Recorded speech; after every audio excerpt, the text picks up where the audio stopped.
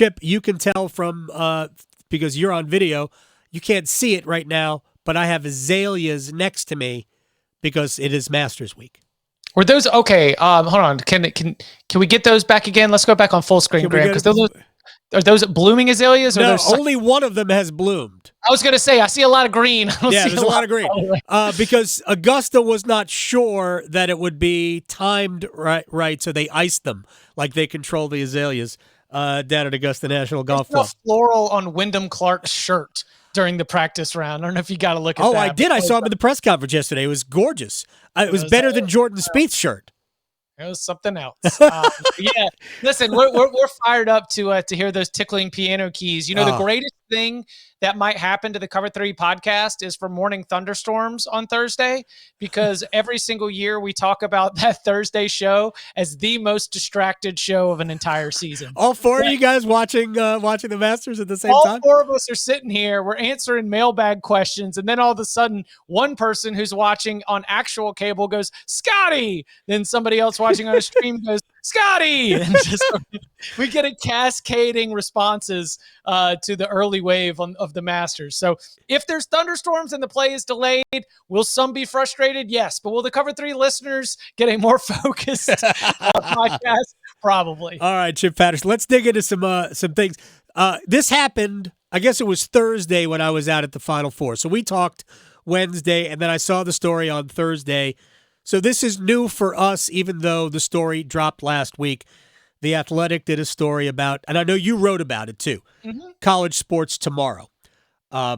So I have a lot of questions about their format, and I'll get into it in a little bit. I'll broad brush it. Roughly 80 schools made up of the entirety of what we think today, at least this past year, was the Power Five, plus Notre Dame and SMU for some reason. Whatever. Not going to debate. Not going to get into it. Plus, buddy, if they can buy their way into the ACC with 9 years of not taking a check, I'm with you. I understand. You've got more dedication than a lot of Power 5 programs. It's just kind of random that they went as opposed to like San Diego State. I get different, tax bracket, but just random.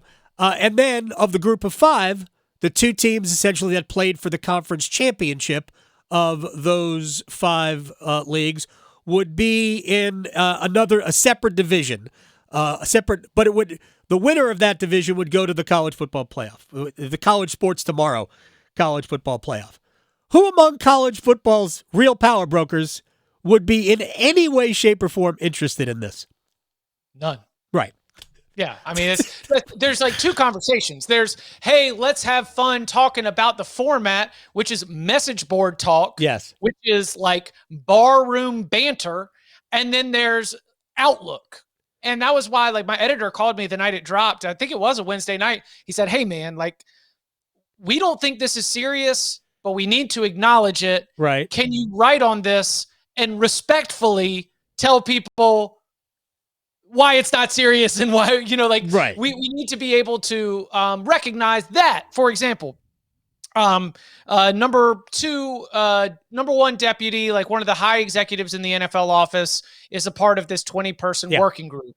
That it is the university presidents or chancellors at West Virginia and Syracuse. That you've got a former executive from Major League Soccer and what it is, and I know that you're familiar, you speak politics, but it's a think tank. Yeah. This was a report that was put together by a think tank. Then they circulated it among administrators.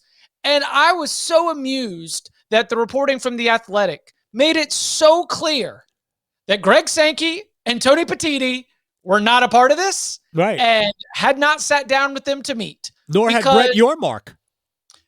Listen, if we're talking about the future of high-level college athletics, if it don't have Sankey and if it don't have Petitti, then it doesn't have any real firepower right now. Right. Why did Jim Phillips, the ACC commissioner, why did he meet with them, and how does that damage his public persona among other college commissioners? I can't speak for other administrators, but I saw this as a no bad ideas proposal. And you know who needs to listen to no bad ideas? Jim Phillips. I agree. Okay. And look, and they did say they had a sit down in February. There has not been any follow up. Okay, right? I sent you some of the stuff I wanted to hit on. When I read it, and I laughed. What good is promotion relegation if 87.5% of the teams involved are not in danger of being relegated? The only schools that could be relegated are the 5 who were or the 10 who were promoted. What on earth are we doing? I think you're just pandering. The idea of promotion and relegation has been mentioned in conference realignment for 10 years. Right. It is a fan idea. It is not an administrator idea. Of course not. I felt like that. I felt like that was included just to pander to get anybody on board, maybe to get university president. The thing that stood out to me was offering true stake and ownership in the system to the universities. I said, that's how you get some of these university presidents involved, because we know university presidents will squeeze every last penny out of college sports that's possible. What they're doing. Yep. As they are facing the enrollment cliff of 2026 and a financial crisis across all of higher education. So maybe with this idea of an ownership stake in the system rather than being a member of the system, that's how they were going to do it. But you just can't step up and be like, all right, we are going to replace the college football playoff. We are going to replace the NCAA, and then just kind of yada things away. And don't worry, because we'll handle NIL and transfer portal and collective bargaining. I say, oh, okay. And how? With what plans? Right. And look, they could be in the plans that weren't reported on. The timeline is interesting to me because what happens so often, in my experience in college sports, but probably also elsewhere in big business, is that we don't hear the details of the plan until the plan has failed. That they circulated. Seriously, you're right. They circulated this, and then you know what all these university presidents and conference commissioners did? Signed a 6-year extension to the college football playoff. So after they signed the 6-year extension to the college football playoff, congratulations, CST. Earliest you're getting in the door is 2031. Right. I think that we heard about it because they tried to convince everybody who mattered. Everybody who mattered said no and moved on with their original plan, and now we get to hear the details of the failed plan. All right, I'm gonna just make a quick comment about this, and then we're gonna go on real quick to Clemson and Florida State versus the ACC, and then I want Chipolytic. So we're gonna be quick in both of these. I'm amazed. This is just a statement. I am amazed that otherwise intelligent people thought that any of the power brokers gave a damn about being fair. It is amazing to me that smart people got in a room and thought, yeah, let's do something that's fair for all, although the money was tipped higher in towards the power brokers anyway, but still, they have no interest in being fair. They have proven that over time. All right, so now to the jurisdiction matter between Florida State and the ACC, Clemson and the ACC. I know I'm crazy. You and I may have talked about it. We're not talking about politics here. We're talking about finances. And contracts. I think you could settle this case in Mike Norvell's office with 2 attorneys. To me, there's no real case for Florida State or Clemson. I don't care where the court case is heard. I just don't think and if you get a bad ruling, we're just going to appeal it up, and you'll eventually get the right ruling, which is you signed the deal willingly. You took the money. Am I crazy? I don't know. I'm just trustful of everyone involved. That's fair. Our dumb sports brains, 1 week. ACC wins in court. Yeah. Throw it on the scoreboard. The next week, war chant. Florida State, legal, win. Winners and losers. It's not that cut and dry. Right. This is the legal system. The outcome is going to have both sides mad. Oh, sure. I still think the ACC is doomed. Fair outcomes of these kinds of things drag on forever and end with no one happy. So the only takeaway that number one, Clemson's behind schedule. Clemson is, Florida State actually got on it and got this process rolling, right, to the point where they are probably closer to a resolution. Clemson's best chance of being able to have any kind of resolution is something that's like much larger and broader and seismic happening within the Atlantic Coast Conference. The fact that there was the judge who, was mentioning mediation, I feel like judges in North Carolina and Florida are going to start being like this, like, guys, I have serious things to do today. Right. Can you guys just go figure this out? Like this. That's a loss for the ACC. You're being a baby. That's okay? The loss. And you over here, this is getting ridiculous. Like I'm distrustful of every bit of reporting from this. I am distrustful of all of the judges and the attorneys. I'm ready to get to an end. Billable hours. That's the big winner, as always. Yeah. All right, let's get to the Chipalytics. Tiger Woods going to win his 6th green jacket, right? No, Chipalytics. I'll tell you what, the Chipalytics are just hoping for Tiger cut sweats. You can't. How do you even have Chipalytics on Woods? They can't be even good to make the cut. What? No, I'm saying this is factoring in the interest, right. Always got my mind on just the general vibe. You want to have everybody locked in to see if we can be able to get them on the right side of that cut and be able to get them to the weekend. Tiger in the weekend is a great thing. Yeah, but he's not even going to finish.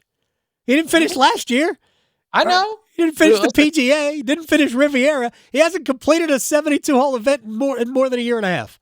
Tiger Woods said this year, I ache every day. Yeah. For those of us who ache every day, we just want to see him finish. I'm not like hating on Tiger Woods. I want him to play 4 rounds on television.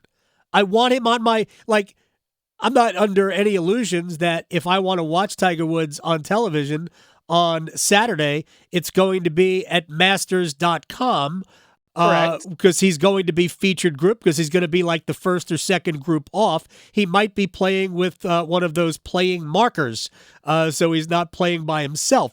I don't anticipate very much from him. So I have a couple of odds real quick, and then we'll get to the Chipalytics and the tournament. Birdie or better on the first hole is plus 800. For Tiger? Yeah, for Tiger. Oh, pass. Yeah, exactly. What are you talking? Why am I giving you the money? I mean, it's no chance. If I dropped it to par or better at plus 200, would you take it? Oh, par the first? Yeah. Par. He's got bogey the first. Par or better through 3 holes is even money. Ugh. These are I don't like these odds. These odds are bad vibes. Remember, vibes are a big part of Chipalytics. Like I have since we have gone legal here now almost a month. Right. I have cashed out a golf pick because I didn't like the vibes of it. Really? Yeah. I was sitting on a Denny McCarthy outright, and I just didn't want I wanted it for Akshay, right? My emotions had gotten in, and my cash out had gotten so that I doubled. It wasn't the full payout of if McCarthy had won, so I didn't. But I was just like, my heart's not in this. I don't want him to melt down right here and miss out on the opportunity to log this win, get into the Masters. And so I was appreciative of our legalized environment that allowed me to just be like, you know what? We're profitable here. Let's cash this McCarthy ticket and let's step away. And so when he threw his shoulder out doing a fist pump, I was not financially invested in that moment. Oh, that's look, how were you when McCarthy was making 8 birdies on the back? Well, I was in a great spot because I saw that cash out value going up, Oh, okay, I see. Yeah, you're just sitting there, you're watching it, and you're like, and some people I know hate on the cash out, but for golf especially, sometimes you got to know when to just be able to call it. So yeah. By the way, Akshay tees off at 12:24 tomorrow. Another local guy from Leesville Road, Grayson Murray, tees off at 11:06.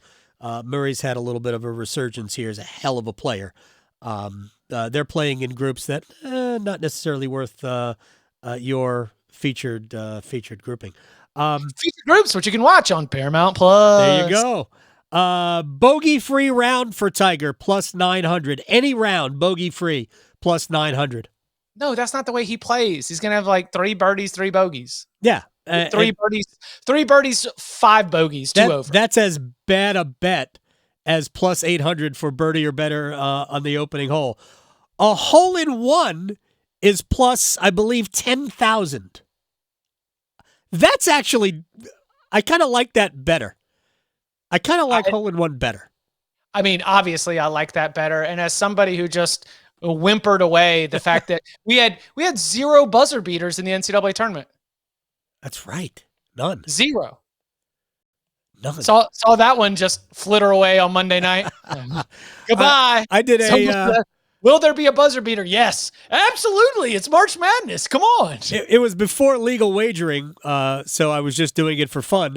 I had a 16th hole-in-one at Phoenix that nobody really came close to. All right, so who do the Chipolytics like to win this Masters, Chip Patterson? So I think that Brooks is in a really good spot right now. Yes. I just happen to have written him down. I think that Brooks Koepka, who was up on the mic, and he was saying some things that spoke to me. Oh, you know? Yeah, absolutely. He was talking about patience, things that he's learned as a father. He's been a father for like a minute?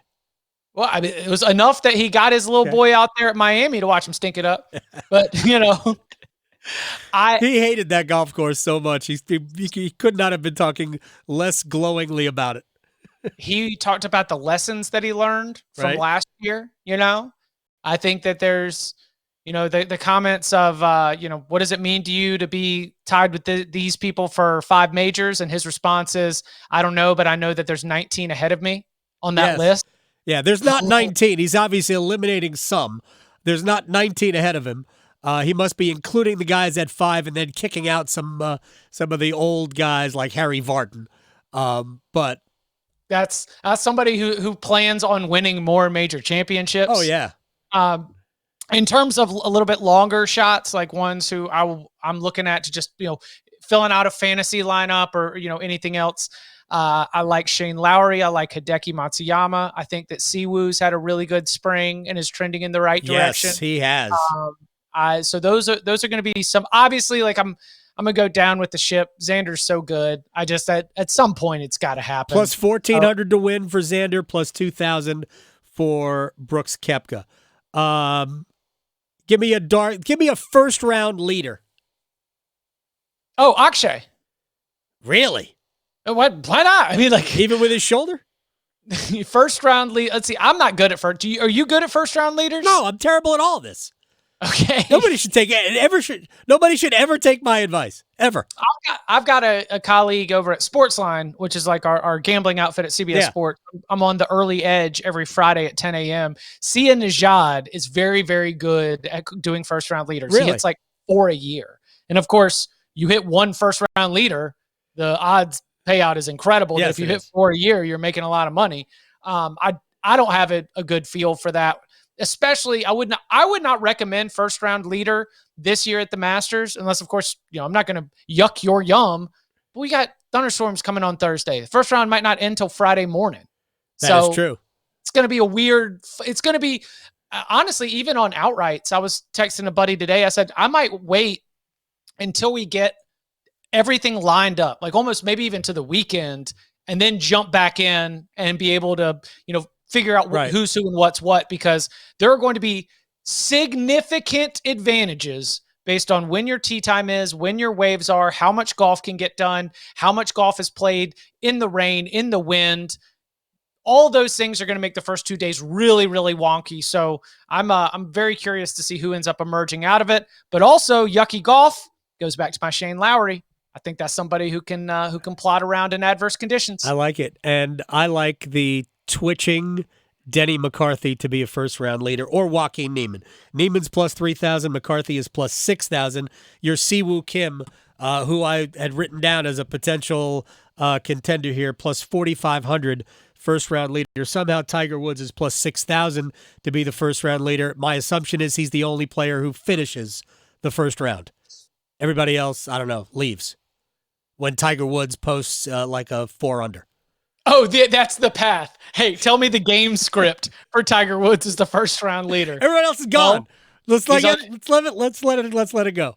Yeah, he posts a 73. Everyone else walks off the course. Actually, there's an interesting bet, and I'll leave you on this, is that you could bet that he goes 74-73, which is a repeat of last year, right? You could bet that. Or you could bet 73-72 at FanDuel. America's number one sportsbook, I'm told.